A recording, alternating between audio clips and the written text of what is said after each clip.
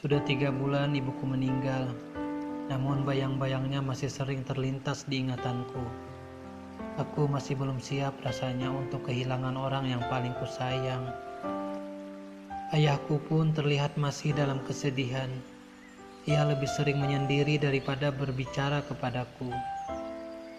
Aku merasa khawatir kalau nantinya ayahku jatuh sakit. Aku tidak ingin hal yang kukhawatirkan terjadi. Oh iya, perkenalkan, namaku Rudi. Sekarang aku sudah kelas 3 SMA. Dan sebentar lagi aku akan lulus. Namun aku bingung melanjutkan kuliah atau tidak, karena biaya yang mungkin jadi kendala nantinya. Apalagi sekarang ayahku tidak bersemangat untuk bekerja, karena orang yang selama ini menjadi semangatnya adalah ibuku. Tibalah hari kelulusanku di sekolah. Ya, untung saja ayahku bisa hadir di acara itu. Dan di situ awal kenalnya ayahku dengan Ibu Mila. Mila itu adalah teman sekelasku. Ia terkenal cantik dan juga pintar.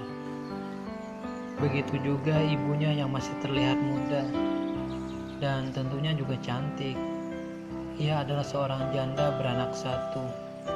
Suaminya sudah lama meninggalkannya. Entah masalah apa, aku pun kurang tahu. Ternyata di pertemuan itu tumbuh benih-benih cinta antara ayahku dengan Ibu Mila. Mereka secara diam-diam menjalin hubungan, dan akhirnya ayahku memutuskan untuk menikahinya. Sekarang rumah ini sudah bersinar seperti dulu lagi. Canda dan tawa pun sudah terdengar. Aku sangat bahagia melihat ayahku bisa tersenyum dan semangat lagi untuk bekerja. Kini sekarang aku memiliki saudara tiri. Aku dan Mila sekarang semakin dekat. Namun jujur aku menyimpan rasa padanya. Tapi aku tak berani untuk mengungkapkan itu semua. Bulan ini ayahku mendapatkan kerja proyek di luar kota, yang mengharuskannya untuk tidak bisa pulang ke rumah. Kemungkinan 1 bulan ke depan.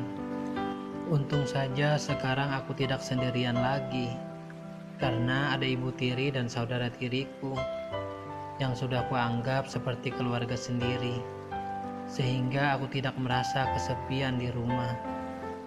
Hingga suatu malam pintu kamarku terdengar suara ketukan dari luar. Aku pun segera membukanya, dan itu ternyata ibu tiriku. Ia terlihat begitu cantik di malam itu. "Lagi apa nih?" ia bertanya padaku. "Lagi main game," jawabku. "Boleh aku ikut nonton? Soalnya aku kesepian, tidak ada bapak," ucapnya sambil melihat ke handphoneku. Ia segera duduk di sampingku dengan aroma parfum yang begitu membuatku terlena, sehingga aku tak konsentrasi lagi untuk bermain game. Ia pun kembali menyandarkan pipinya di bahuku, dan itu membuatku merasa semakin tak karuan. Aku bingung harus bagaimana. Dan tiba-tiba sebuah ciuman mendarat di pipi kiriku. Entah kenapa di malam itu, aku mengikuti apa saja yang ia mau, sehingga akhirnya kami melakukan mantap-mantap. Aku tak menyangka sampai sejauh itu yang kami lakukan. Jujur, aku merasa bersalah kepada ayahku sendiri. Namun ibu tiriku berusaha menenangkan pikiranku. Ia kembali memeluk tubuh ini, hingga akhirnya aku pun tertidur dalam pelukannya. Di pagi hari aku terbangun lebih awal dari hari biasanya. Kulihat di sampingku sudah tidak ada lagi ibu tiriku. Apakah tadi malam hanya mimpi? Dan aku yakin itu nyata. Aku segera bangun dan langsung ke kamar mandi. Di kamar mandi aku dapat mengingat kembali apa yang telah kami lakukan di malam itu. Aku benar-benar terlena dan akal sehatku telah hilang. Setelah mandi dan memakai seragam kuliah, aku langsung menuju dapur untuk sarapan bersama ibu tiriku dan juga Mila. Kami makan sambil bercanda gurau, layaknya keluarga yang bahagia. Pelukan tangan Mila dari boncengan motorku terasa hangat. Aku dapat merasakan itu hingga menembus kulitku. Jujur, sampai sekarang aku mencintainya dan masih berharap.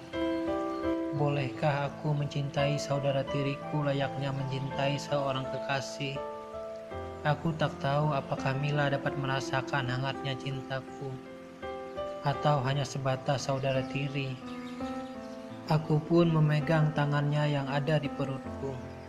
Dengan tangan kiriku, dapat kurasakan kulitnya yang begitu lembut. Tak akan kulepaskan hingga sampai di parkiran tempat kami kuliah. Kulihat senyumannya yang begitu manis, yang membuat semangat belajarku meningkat. Sepanjang perjalanan pulang, kami asik ngobrol hingga tak terasa sudah sampai di rumah. Malam harinya ibu tiriku pun datang lagi ke kamarku, membawakan secangkir jamu untuk aku minum. Aku pun bertanya jamu apa itu. Ia menjawab kalau itu jamu kesehatan. Setelah aku meminumnya, lalu ibu tiriku pergi meninggalkanku. Kemudian datang kembali sekitar 15 menit dengan kondisiku yang sudah siap untuk bertempur. Aku baru sadar kalau itu jamu untuk mantap-mantap, sehingga aku tak bisa menahan lebih lama. Aku ingin segera memulainya. Di malam itu terjadi berulang-ulang, hingga ibu tiriku menyerah, tidak sanggup lagi untuk bermain mantap-mantap denganku. Aku hanya bisa tersenyum, menjadi orang yang paling perkasa. Sebulan pun berlalu. Kini malam-malamku tidak ada lagi permainan mantap-mantap, karena ayahku sudah di rumah, hingga menjalani bulan kedua, dan ibu tiriku hamil. Kami bahagia merayakan itu. Aku senang melihat keluarga ini begitu riang. Tapi aku merasa ada yang berbeda. Sepertinya kebahagiaan ayahku hanya di mukanya saja. Apakah ia belum siap untuk memiliki anak lagi? Aku pun memberanikan diri untuk bertanya padanya langsung. Ayah, kenapa muka ayah terlihat tidak bahagia setelah mengetahui istri ayah telah hamil? Bukankah itu karunia? Ayahku menjelaskan kalau ia itu mandul dan tidak mungkin bisa memiliki anak. Aku pun merasa bingung dan tidak percaya. Terus aku ini anak siapa? Bukankah aku anak ayah? Kini air matanya menetes dan menjelaskan kalau aku ini adalah anak adopsi, namun dirawat sedari bayi hingga sekarang, dan sudah dianggap anak kandungnya. Dan ia yakin kalau istrinya yang sekarang ini telah berselingkuh, entah itu dengan siapa. Itu tidak peduli. Yang jelas ia merasa telah dikhianati.